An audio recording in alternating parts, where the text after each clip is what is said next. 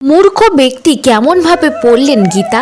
চৈতন্য মহাপ্রভু একবার দক্ষিণ ভারতে যাত্রা করতে রঙ্গনাথ মন্দিরে এসে পৌঁছান। সেখানে একজন মূর্খ ব্রাহ্মণ ব্যক্তি গীতা পাঠ করছিলেন, যে কারণে লোকে তাকে নিয়ে হাসি ঠাট্টা করছিল।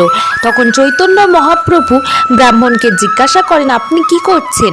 ব্রাহ্মণ বলেন, আমি গীতা পাঠ করছি, কিন্তু দুর্ভাগ্যবশত এর অক্ষর আমি জানি না, আমি শুধু ছবি দেখছি।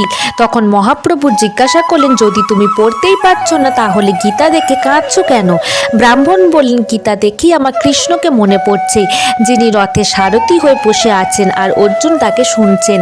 আমি এটা বুঝতে পারছি যে প্রভু তার ভক্তকে এতটাই ভালোবাসে যে ভক্তকে রক্ষা করা আর বিজয়ের জন্য তার রথে সারথিও হয়ে যান। এরপর চৈতন্য মহাপ্রভু তাকে আলিঙ্গন করে বলেন, আপনি গীতার সারমর্ম বুঝে গেছেন। গীতার একমাত্র কার্য মানুষের মধ্যে শ্রীকৃষ্ণের প্রতি ভালোবাসা ও সমর্পণ জানানো।